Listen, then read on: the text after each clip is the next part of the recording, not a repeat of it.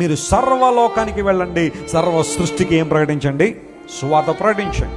ఆ సువార్త ప్రకటించే విధానము, సువార్త ప్రకటించే అవకాశాలు, దేవుడు నీకు ఇచ్చే నడిపింపును బట్టి, పరిశుద్ధాత్మ దేవుడు నీకు ఇచ్చే అవకాశాలను బట్టి నువ్వు వినియోగించుకోవచ్చు. కానీ మనందరి ధ్యేయము, మనందరి లక్ష్యము, మనందరి యొక్క గమ్యము దేవుని సువార్త ఏం చేయబడాలా?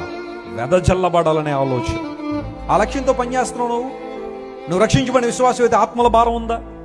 నీ కుటుంబంలో ఇంకా రక్షణ పొందిన వారు ఉన్నారు, నీ బంధువుల్లో ఇంకా రక్షణ పొందిన వారు ఉన్నారు, నీ కులం, నీ మతంలో చాలా మంది రక్షణ పొందిన వారు ఉన్నారు. క్రీస్తు ప్రేమను తెలుసుకోకుండా లోకంలో పడి చెడు తిరుగుతుంటే ఒక్క మాటనే దేవుని గురించి వాళ్ళకి చెప్పావా?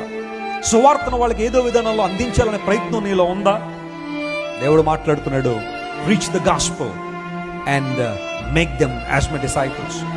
మనం చేసే పని ఏంటంటే సువార్త చెప్పడం మానేసి వాళ్ళ మీద వీళ్ళ మీద ఏం చెప్తా ఉంటాం? చాడీలు, కొండాలు, చెప్పకూడని మాటలు, మాట్లాడుకోకూడని మాటలన్నీ మాట్లాడి సమయాన్ని వృధా చేస్తున్నాం. Devil is very smart in killing our time. మన సమయాన్ని వృధా చేయడంలో అపవాది చాలా చాలా చాలా ప్రావీణ్యుడు.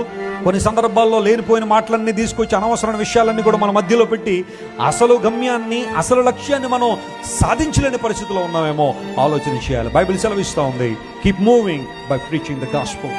దేవుని సువార్తను ప్రకటిస్తూ ముందుకు సాగిపో.